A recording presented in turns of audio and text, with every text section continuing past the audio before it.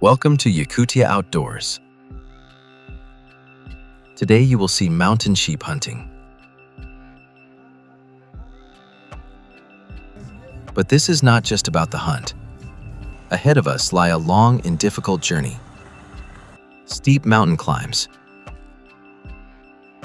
and real tests of strength, endurance, and patience. Let's go through it step by step.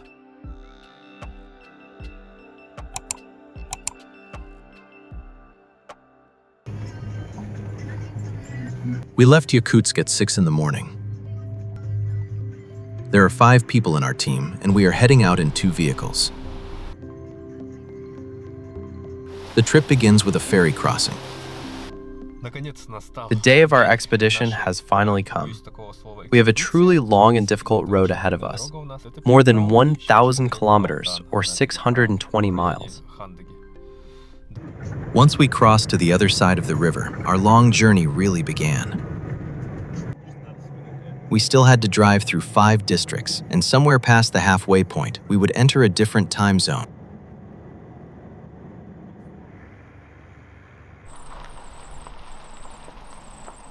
It was late October. In Yakutsk, winter snow had not fully arrived yet.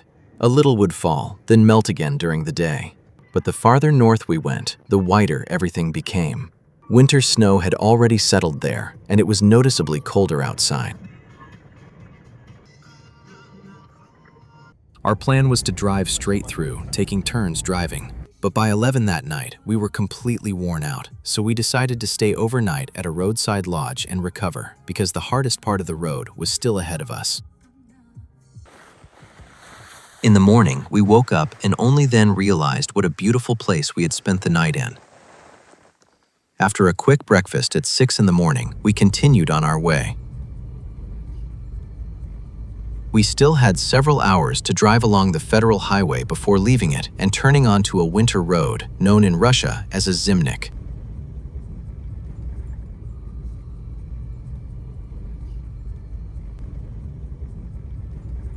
Mountains were all around us, and the scenery was stunning.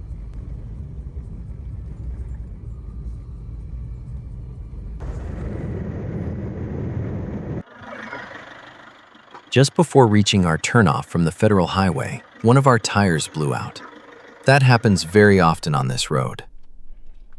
We quickly changed it for the spare and continued on our way.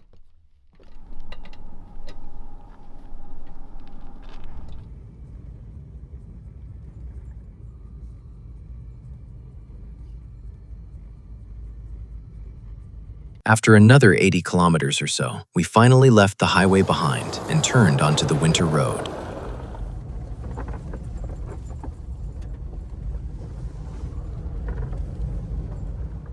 At first, the winter road did not seem too bad, and we were already feeling optimistic. We thought that if it stayed like this, we might arrive sooner than planned. But then the real challenges began, and we realized we had been too quick to celebrate.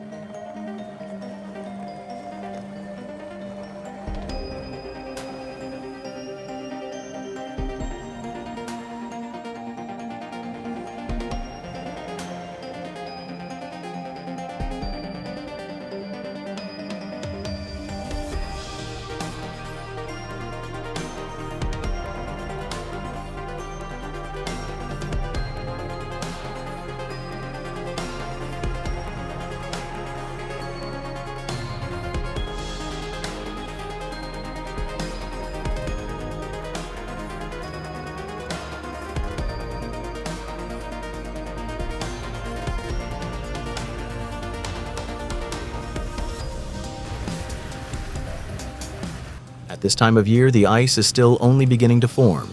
At night, the temperature drops to minus 20 degrees Celsius. Ice ridges form on the river, and in some places, the ice cannot support the weight of a vehicle and breaks beneath it. We got stuck several times and struggled to get out, standing knee-deep in the water while attaching tow ropes.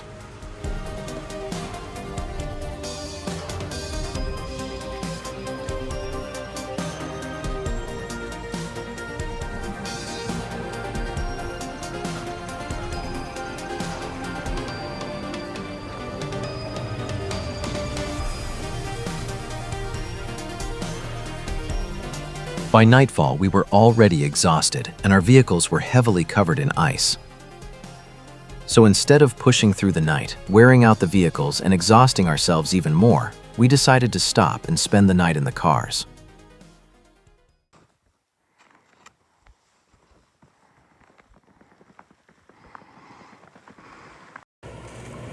The next morning, we continued on our way a little more rested, at least as much as the conditions inside the vehicles allowed.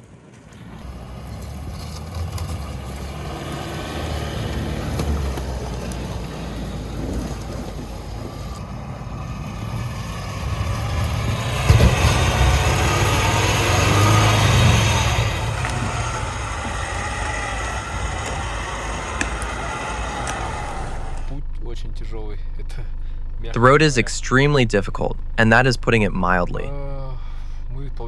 We left home at 5 in the morning on Sunday. It is already Tuesday, 4 in the afternoon, and we still have not arrived, and we still have a long way to go. The main problem right now is that the ice on the river is still forming. It has not yet become thick enough to support the weight of a vehicle in many places. But at the same time, it is already thick enough that if the vehicle breaks through, we can no longer simply crush the ice with the wheels and keep going. That is why we have to keep looking for detours, places where the ice is thicker, or areas with rapids where there is no ice at all because the water is shallower. But it is not always possible to find those places where we need to cross. Someone is always walking ahead of the vehicles, searching for a safe route. Because of that, we are moving at little more than walking speed, and we keep having to stop whenever a vehicle gets stuck or starts losing traction. In the last 2 hours, we have covered only 5 kilometers, and there are still about 40 more ahead of us. It will be getting dark soon, and our speed will obviously drop even more. In total, we have about 80 kilometers of off-road travel to get through. Yes, it is hard. Yes, it is difficult. But it is possible. You just need to allow an extra 2 or 3 days to make this crossing at this time of year. A river in winter is a serious obstacle.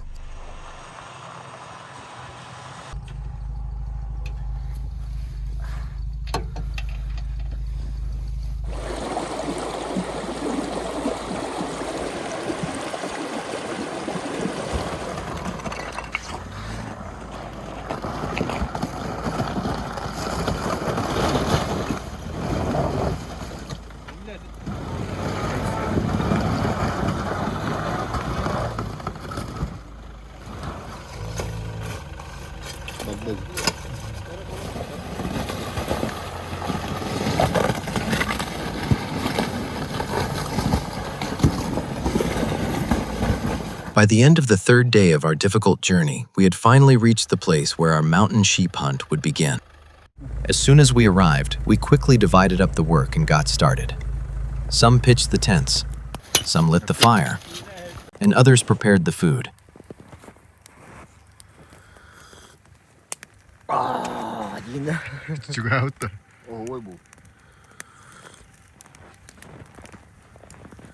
After a good, hearty meal, we went to sleep.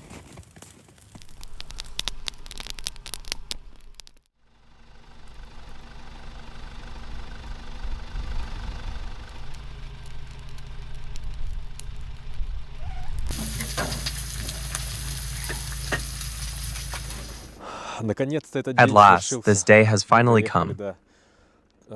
We reached the hunting area yesterday evening, and this morning we drove a little farther to shorten the route. Now we are heading into the mountains. We have already spotted fresh sheep tracks from today, so our spirits are high. This is not just scouting. This is our first real push into the mountains. I hope Bai and I, the spirit of hunting, will be with us, and that all our struggle will be rewarded with a worthy trophy. We split into 3 teams and headed in different directions to increase our chances of finding sheep. There were 2 of us in our team. After walking only a short distance, we almost immediately spotted mountain sheep. We spotted our first sheep. It is a ram, but still a young one, and his horns are not very big. He is also in a very difficult position for us. First, he has already seen us. Second, the mountain itself makes it almost impossible to get close to him. The slope is far too steep to go straight at him, and above him there is nothing but cliffs. So all we can do now is wait. We will see what he does next and where he goes. If he turns and leaves, then we will have to keep moving too, because from where we are, there is no way to take him. Right now, he is standing there, feeding a little and watching us. He is somewhere over a kilometer away. I am not exactly sure. I will have to check the map, but I think it is around 1,200 to 1,400 meters.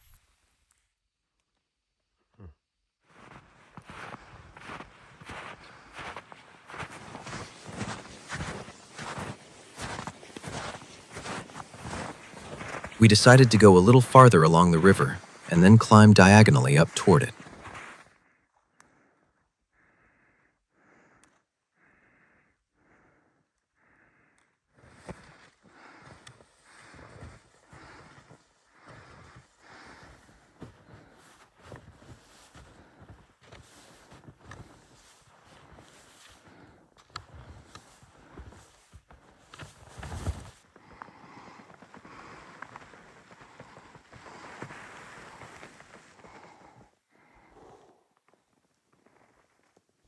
The plan was for it to take a couple of hours, but the climb ended up taking us much longer.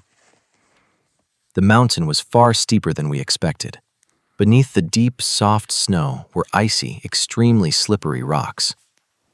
So we moved very carefully and slowly. One wrong step, and you could lose your footing and slide all the way down.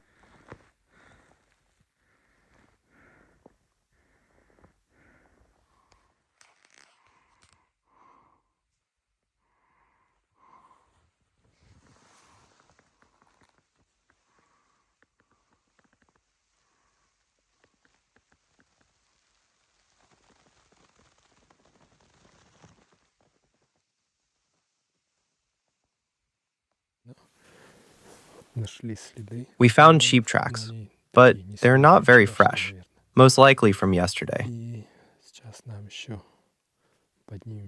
We still need to climb a little higher, and then we will head in the direction of the sheep. We're hoping that the folds of the terrain will help us get as close as possible. But the sheep are not fools either. They have chosen a good position, with a view over almost the entire slope. Now we need to climb higher, and we may have to go around them from above.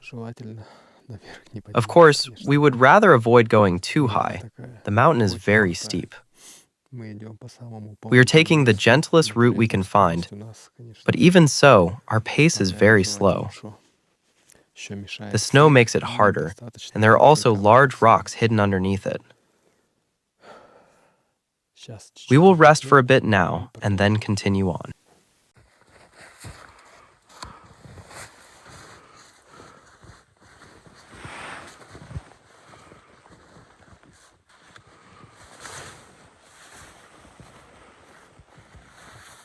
Little by little, we still made it to the place where we had seen the mountain sheep 3 or 4 hours earlier.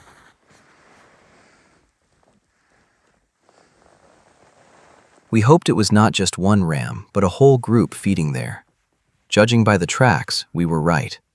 But unfortunately, they had already left the area. So all we could do was head back down and try to reach camp before complete darkness fell. That was how our first day of hunting came to an end, without a trophy. By the next day, our mood was no longer as optimistic. The day before, none of the teams had any luck.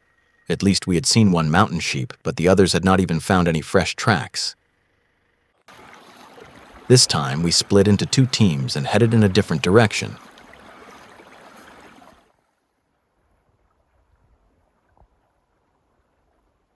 That day, we spotted a group of sheep in the distance. It looked to us like they were moving toward the area where the guys from our second team were. We radioed them to say that we could see a group of sheep on their side, but unfortunately, they were too far from them as well.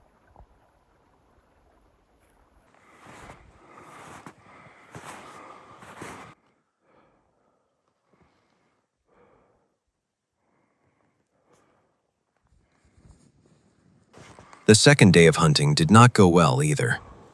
We climbed to the top of the mountain, thinking we might spot sheep on the other side, since that slope was the sunny side. But unfortunately, we did not see a single sheep there. Once again, we had to return to camp empty-handed. No. And then the final day of the hunt came. Early in the morning, we noticed that our dog was missing, but at first we did not pay much attention to it. As usual, we split into teams and headed in different directions.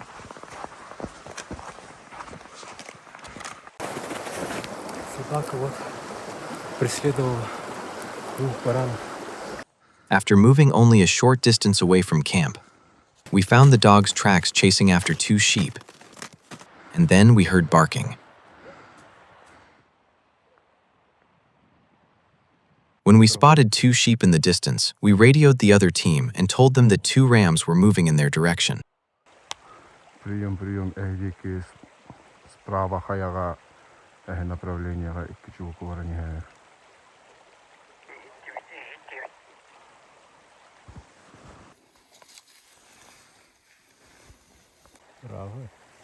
But unfortunately, they were not able to get close to them either because there was an unfrozen river at the bottom of the mountain.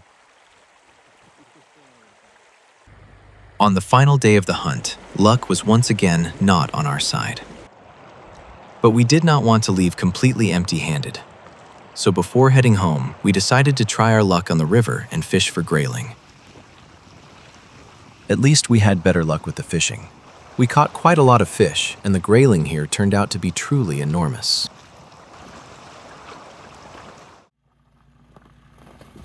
That was how our hunt came to an end during this difficult in-between season. Without a trophy, but with one more important lesson learned. As it turned out, late October is not the best time for hunting in these places. At this time of year, it is hard not only to climb the mountains, but even just to reach them.